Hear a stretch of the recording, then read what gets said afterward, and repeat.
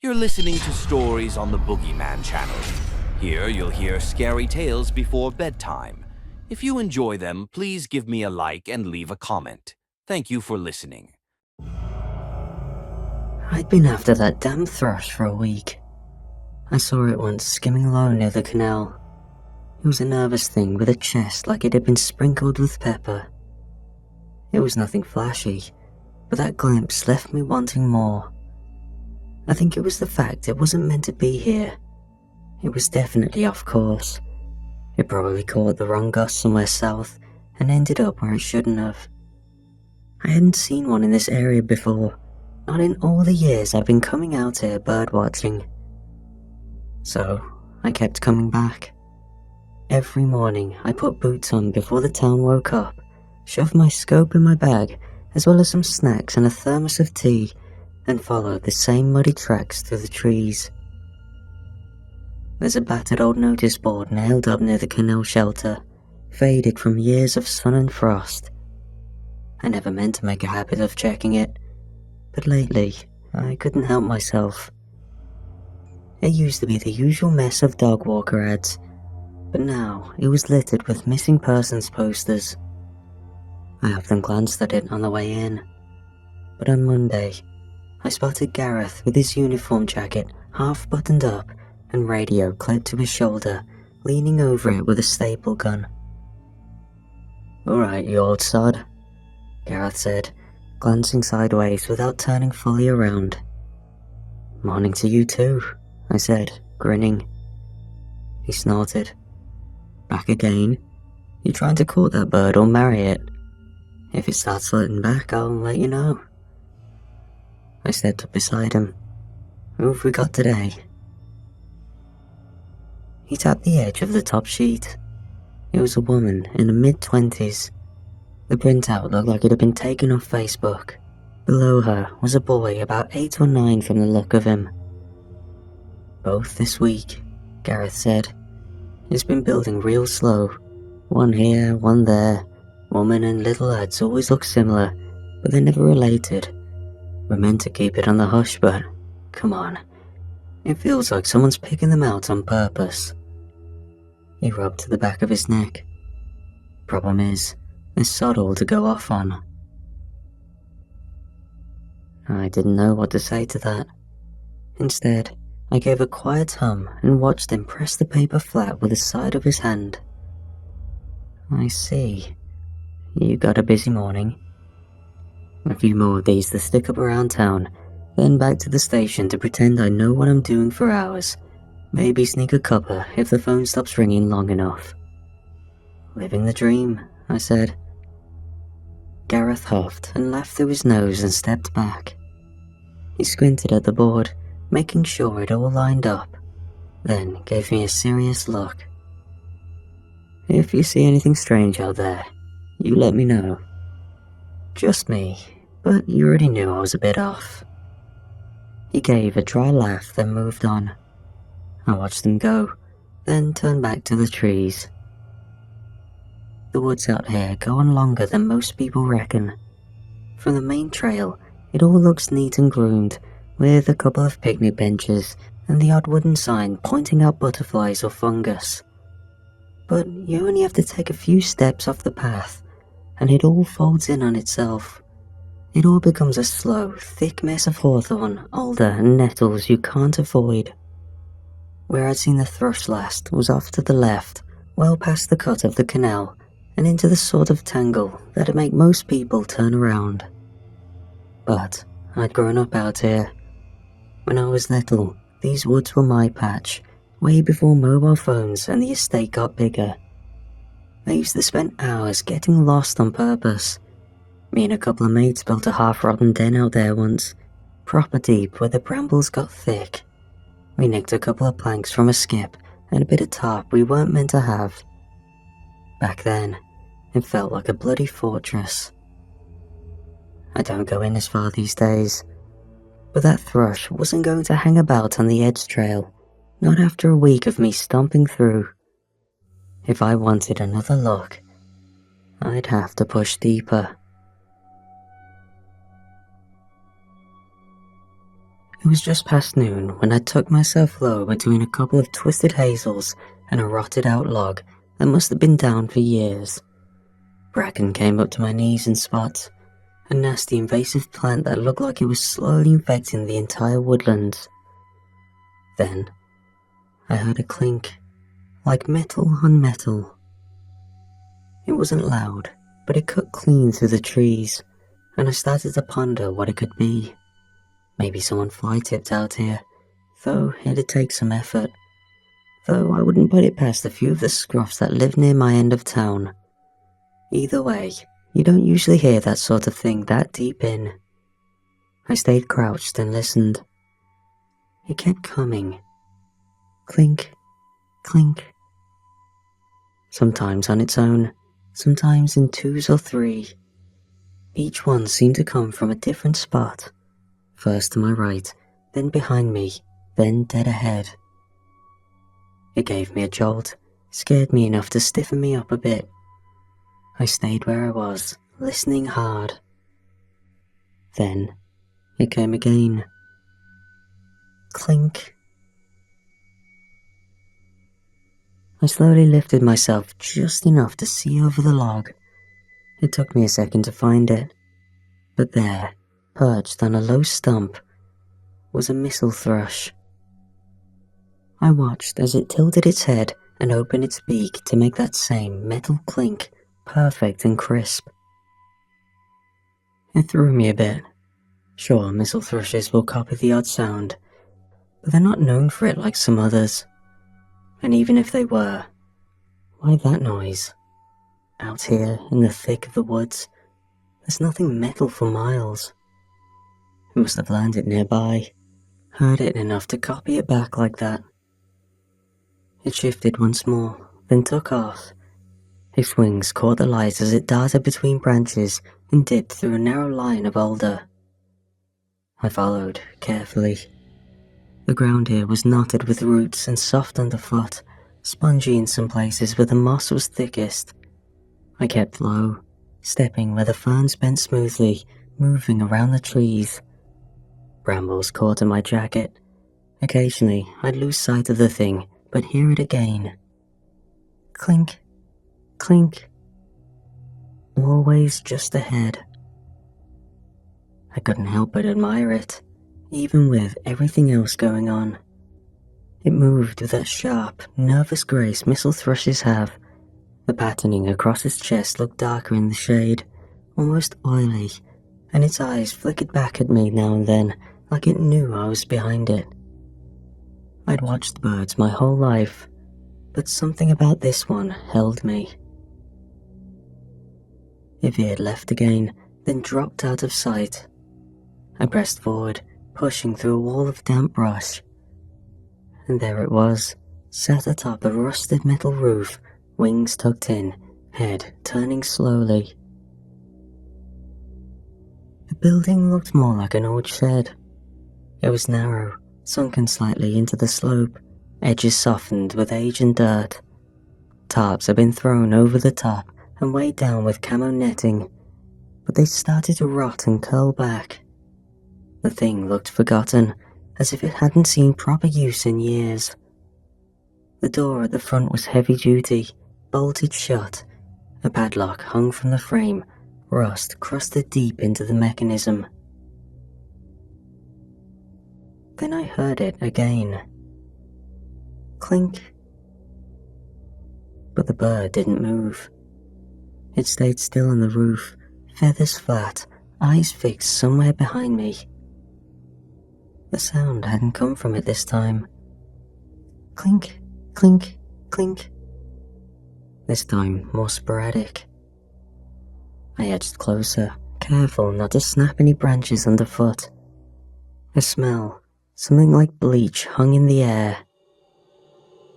The noise persisted.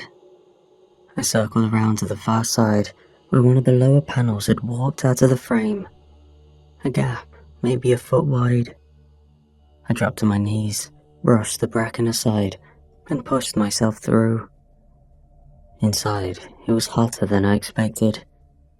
It felt wrong straight away. The air hit the back of my throat in a way that made me want to spit, and there wasn't much light, so I pulled out my emergency torch. The floor was concrete and sloped slightly. At the far end were 6 cages welded straight into the ground, proper thick steel. Each one had been lived in, no question about it. Blankets pressed flat from use, bits of paper and string, trays with hairs in them. Kids' clothes. One had a muslin cloth, baby-sized. Another had what looked like makeup, just the stub of a lipstick and a broken comb. None of it matched. None of it made sense. The last cage had a little boy in it. He couldn't have been more than 7. He was curled up in the far corner under a blanket, blinking slow like he'd just woken up. His face was gaunt but clean. He looked looked after, in the way a pet might be. No marks I could see. Then I noticed the strip of faded cloth pulled tight around the back of his head and knotted hard enough to leave a mark. A gag. Once he got a good look at me, he started moving, quick and panicked, trying to talk through the gag, pointing to the lock, then to the floor. The cage was bolted shut. I rattled it gently, but it didn't budge. "I'm gonna get you out, alright?" I said, trying to keep my voice steady. "Just hang on." I got up and started checking the room. There was a grimy and dented surgical table in the corner, with one leg braced on bricks. On it was a scalpel, a boning knife, thin and stained, tweezers blackened at the tips, and a jar of cloudy liquid that looked like it was meant to clean them, though it hadn't been touched in a while. Most of the metal had what appeared to be dried blood crusted in the grooves. Seeing the tools turned my stomach a bit. I kept looking at them, trying to convince myself they were just old junk and that the blood was rust. But I couldn't. Not with the boy behind me. I stepped over a length of pipe and crossed to the far wall. The freezer chest was low to the ground and held shut with a thick rubber strap. A mess of jumper cables fed out the back, still hooked into the terminals of a car battery. It buzzed faintly when I touched the lid. Inside were plastic tubs stacked tight, about half a freezer full, and each was labelled. The top one read, Shannon, scalp. Benjamin, lower left arm. Shannon, teeth. Even through the frost, I could tell they were real. I slammed the freezer shut and held the lid down for a few moments. Then I pulled out my phone and started snapping. Flash lit up the space as I took pictures of the freezer, tools and cages. I felt clumsy doing it, my hands slick with sweat, but it had to be done. I'd make sure to delete them later. I opened maps, dropped a pin where I stood, and fired it straight off to Gareth. Found something in the woods. Bad. Sent my location. Get here quick, and don't come alone. I turned, looking for the key, and spotted 2 mannequins tucked into the shadows near the back wall. One adult-sized, one child. Pinned above them on the wall were diagrams, Polaroids of the same woman and little boy, scrap paper with rough sketches, measurements, and a shopping list of different body parts. Then, I heard a lock shift. At first, I thought the boy had been able to free himself, but as I turned, the sudden flush of light flashbanged me. The shape in the doorway stood stiff, its head tilted to its left shoulder, like they were melted into each other. I squinted to see more, but the light from outside made it difficult. All I could see was the bulk of him, broad through the chest, with one arm hanging longer than the other. He stepped in, and I raised my torch slightly. "You don't want to do this," I said. My voice came out quiet and pathetic. He kept moving. The shape of him came into view. He was burned, with twisted but healed skin. He was big. He lunged with both weight and power. I stumbled back, caught off guard, and slammed sideways into the metal frame of one of the cages. The torch clattered to the floor, spinning, light strobing around the room. He came at me again, arms wide, trying to grab hold. I ducked sideways and shoved my shoulder into his ribs. He grunted and swung one arm to the side of my head. I shoved back, using both hands, pushing him off balance toward the table. He knocked it, sent tools scattering, but stayed upright. He came at me again, clumsy but fast, leading with his shoulder. I grabbed a bit of pipe or rod and brought it up between us. It slowed him and gave me just enough room to backpedal and breathe. Everything in me wanted to run, but I knew I couldn't leave the boy alone. He charged again, faster this time, slamming me back into the cages. My shoulder cracked the bars and sent a jolt down my arm. I swung the pipe and clipped the side of his head. He roared, voice all torn up and broken. "Get away from them. They're mine. My Shannon. My Benji." He grabbed a handful of my jacket and yanked me forward. I twisted, kicked hard, and landed somewhere near his shin. He didn't go down, but it gave me just enough space to wrench free. My ear was still ringing from the earlier blow, a sick throb behind my eye now as something had split. He kept coming. Every breath he took sounded like it hurt, wet and uneven, full of rattling heat. The burns had wrecked his face, but there was still strength in him, more than I had. He was desperate, and desperate men don't stop easy. I tripped, trying to dodge his next swing, landed hard on my back, ribs flaring. My grip slipped on the pipe, and it skidded out of reach.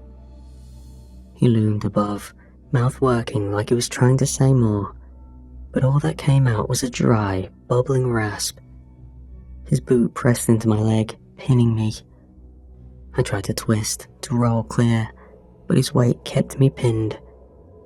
My ear was still ringing, and now my ribs were burning. I couldn't catch my breath. The pressure on my leg grew sharper, harder. He was trying to crush me. The door slammed open behind him. "Down! Get the hell down!" The man didn't flinch. He kept going. There was a crack of Gareth's baton slamming down. The figure reeled back a step. I kicked out hard and caught him just above the knee. He staggered sideways. I said, "Get on the ground!" Gareth didn't stop. Got behind him fast and brought the baton down again, this time across the shoulders. The man dropped. There was a grunt, and then Gareth was on him, pinning him, cuffing his wrists tight behind his back. The figure flinched but didn't drop. "Got him," Gareth barked. "You alright?" I nodded, caught my breath, and sweat stung my eyes. I dragged myself upright, ribs aching, and used the cages to hold myself up.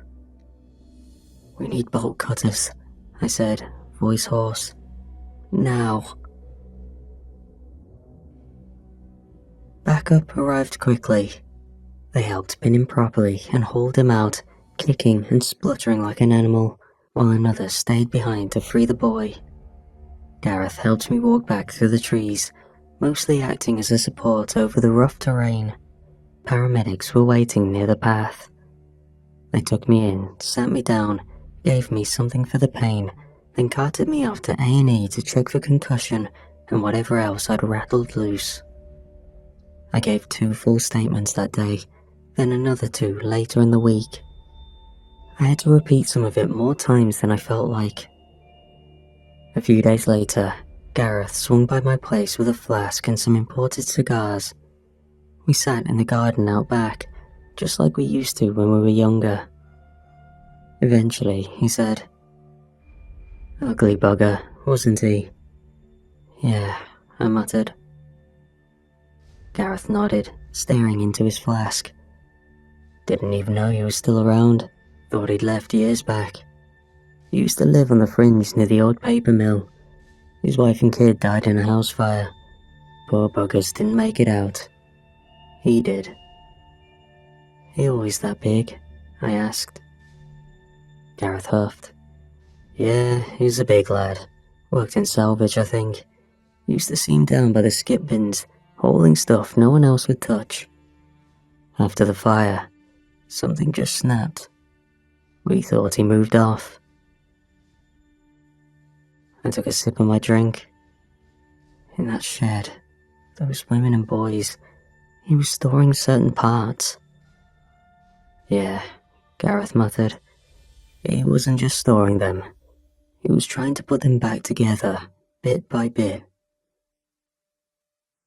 We both went quiet. After a while, Gareth cleared his throat. "It's sick, but in his head, he thought he was fixing something, putting his family right." "No fixing that," I said. "Not what he did." Gareth gave a slow nod. "Nah, there's no coming back from that. Did you find that bird you were looking for?"